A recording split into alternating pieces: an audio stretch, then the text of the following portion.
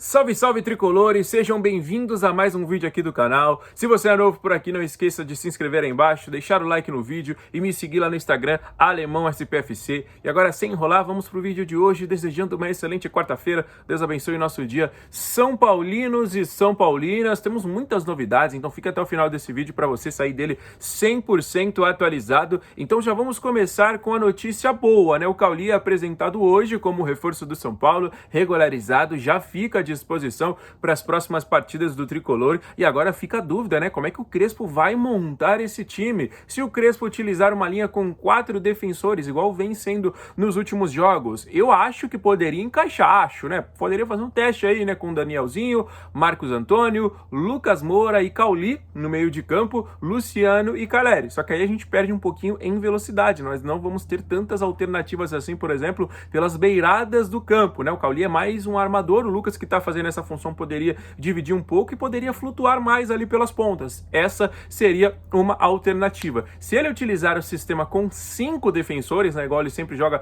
ali o Crespo, né, com 3 zagueiros e 2 alas, aí eu já acho que o Cauli não teria tanto espaço, pelo menos neste primeiro momento, né, apesar de gostar muito dele, mas Marcos Antônio e Danielzinho eu acho que não tem como tirar da equipe, e o Lucas Moura vem crescendo de rendimento, né, mas ele pode ser um jogador importantíssimo, né, mas e aí, pra você, como é que você colocaria o Cauli? Vale destacar que no meio de campo também Pablo Maia e Bobadilla vem jogando bastante nesta temporada. Deixem aí nos comentários hoje a apresentação oficial do nosso novo jogador, né? Para mim, tecnicamente, uma excelente contratação, e eu acho sim que ele tem que ter espaço. Se ele não for titular, ele tem que ser, na minha opinião, o 12º jogador, porque ele é muito acima da média, é um jogador com características que nós não temos e vai ser muito importante para o São Paulo nesse ano de 2026. Seja bem-vindo aí o Cauli, né? Que a gente já tá falando sobre ele faz muito tempo, foi apresentado, foi anunciado, né? Mas hoje será apresentado ali na coletiva tradicional de maneira oficial pela tarde, tá bom, galera? Vamos trazer outra notícia, né, que começou a circular nos bastidores e esquentou demais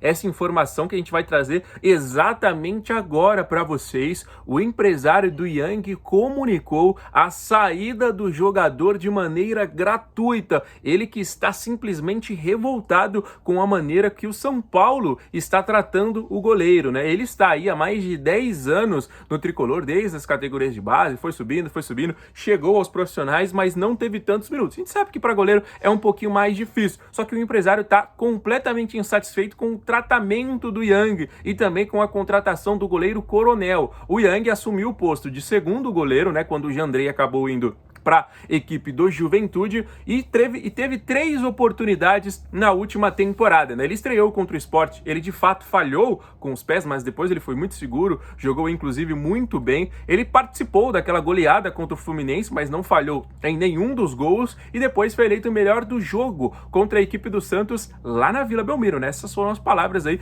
do empresário do Yang. E ele disse o seguinte: o Yang assinará um pré-contrato no meio do ano para que ele saia de graça a partir de dezembro, né? O contrato do Yang encerra em 2026, então o empresário disse o seguinte: estamos insatisfeitos, não vamos renovar. O São Paulo já tinha deixado as portas abertas para a saída do Yang, goleiro aí com mais de 2 metros de altura, para um empréstimo, né? Essa era a informação que a gente tinha, tanto que a gente começou a comunicar, quem acompanha o nosso canal aqui já recebeu essa informação lá no ano passado, falou, ó, São Paulo deixou as portas abertas e o Yang deve ser de fato aí emprestado, tanto que o São Paulo foi atrás do Coronel e o Yang saiu de segundo para terceiro goleiro. E aí, o empresário dele disse o seguinte: o jogador vai assinar um pré-contrato no meio do ano com uma equipe do exterior e sairá de graça a partir de dezembro. Ele será o novo Lucas Perry, fazendo alusão ao desperdício de talento que foi do São Paulo com o Lucas Perry, que na época, né, era reserva do horroroso Thiago Volpi e hoje é um goleiro titular de uma equipe da Premier League. Hoje o Lucas Perry joga no Leeds, jogou na equipe do Lyon, que é um dos maiores clubes da França, onde hoje, por exemplo, joga o Hendrick, né? Então foi um desperdício de talento e eu sempre comuniquei aqui, eu sempre acompanhei a base, eu sempre falei do Lucas Perry, baita goleiro, mas na época o poderoso Thiago Volpi, o pior goleiro que eu vi com a camisa do São Paulo, chama-se Thiago Volpi, e o Lucas Perry era banco, né? Os caras não gostam de dar oportunidade, ou os caras têm rabo preso com o empresário, porque não dá pra entender um goleiro que falha e continua tendo oportunidades. Eu muitas vezes não entendo o critério de oportunidades que é dado aí no São Paulo Futebol Clube, né não, rapaziada? Então, vamos deixar aí nos comentários as opiniões opiniões de vocês, o que vocês acharam aí sobre essa declaração do empresário do Yang, né, que ele vai sair de graça da nossa equipe e de que ele vai ser o novo Lucas Perry. O que você achou sobre isso aí? Você acha que ele tá falando aí de fato a verdade? Você acha que ele tá dando uma pressionada no tricolor para dar mais espaço pro Yang, para tentar negociar um novo contrato? O que você pensa sobre isso aí? Para mim, ficou claro uma saída do jogador, até por conta da contratação do Coronel. Se o Coronel não tivesse chego, eu ia falar, não, ele tá pressionando aí para renovar o contrato, ganhar um aumento e tudo mais. Mas como o Coronel chegou e o Yang está sendo o terceiro goleiro, aí de fato é uma situação muito complicada, né? Porque o Yang é um goleiro que a gente tinha uma expectativa, assim como o Lucas Perry, assim como outros nomes, né? Por exemplo, o próprio Leandro, né? Que também saiu essa temporada, né? O Leandro foi para a equipe do Botafogo da Paraíba. Hoje São Paulo tem aí como quarto goleiro o Praise, né? Que tem 21 anos de idade, o Yang tem 23. E é uma situação que é muito complicada a gente falar, né? O Rafael cresceu de rendimento, ele acabou falhando em alguns gols, sim, em 2026, mas é um goleiro que vem sendo importante já faz muito tempo para o São Paulo. O Coronel ainda não teve oportunidades, mas a diretoria não confiou tanto assim no Yang, né? Porque se contratou um goleiro mais experiente, um goleiro com passagem aí por seleção, com passagem do futebol do exterior, para ser de fato aí essa sombra ou esse goleiro reserva, é porque não estava botando tanta fé assim no Yang. E isso aí evidencia uma saída do goleirão de graça para a próxima temporada, né? É sempre muito ruim quando a gente revela um jogador que a gente tem uma esperança nele e acaba perdendo de graça, né? Ainda mais do Yang, né? Que era um goleirão que a gente tinha, assim, né? Uma alta expectativa, mas acabou aí que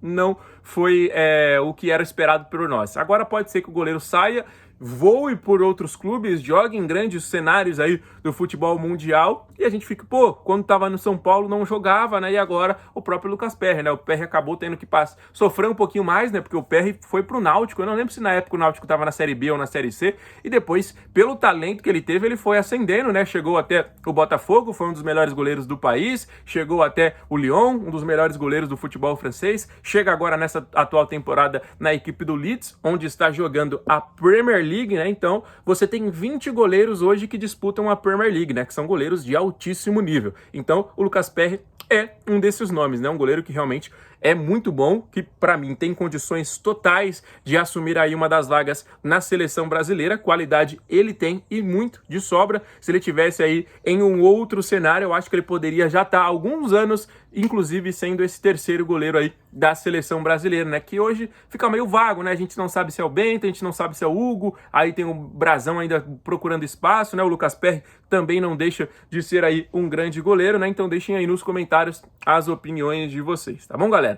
Vamos falar um pouquinho agora sobre esse meio de semana que não tem jogo, né? Pela primeira vez, São Paulo não joga nesse meio de semana, né? A gente estava jogando fim de semana, meio de semana, aí começou a misturar Campeonato Brasileiro, Campeonato Paulista, só que neste meio de semana teremos aí a Copa do Brasil, que inclusive já se iniciou ontem, né? Teve já uma disputa por pênaltis lá do Sampaio Corrêa, lá no Rio de Janeiro, acabou sendo eliminado em casa, e também a pré-Libertadores. Hoje joga o Bahia e também joga o Botafogo, né? Então, o São Paulo, como não está nas preliminares da Copa do Brasil e nem nas preliminares da Libertadores, não entra em campo, só entra em campo no próximo sábado, né? Nós teremos o confronto extremamente decisivo contra a equipe do Red Bull Bragantino, valendo vaga na semifinal do Campeonato Paulista. O São Paulo tem uma freguesia. E agora? O São Paulo está com uma freguesia contra a equipe do Red Bull Bragantino, jogando fora de casa. São muitos resultados ruins, são muitos resultados que são aí de fato catastróficos, e aí o São Paulo não está vivendo o seu melhor momento contra esse rival. Beleza, rapaziada? O São Paulo tá aí realmente muito difícil, né? A vida para enfrentar a equipe do Bragantino, seja fora de casa, seja dentro de casa, é um momento que realmente é muito complicado, mas agora a gente espera que seja diferente. O Bragantino vem bem no ano, né? O Bragantino terminou a primeira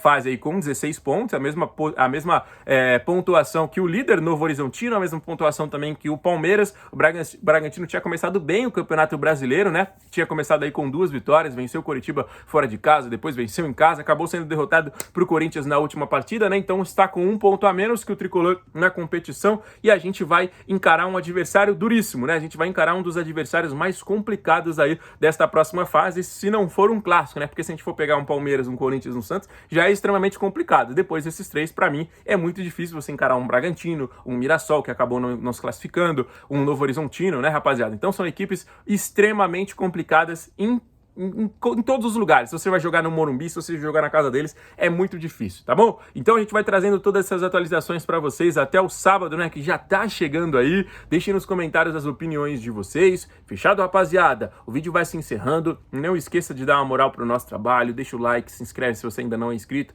e deixa os comentários sobre todos os assuntos que a gente falou. Fiquem com Deus, volta amanhã com muito mais novidades. Grande abraço e valeu!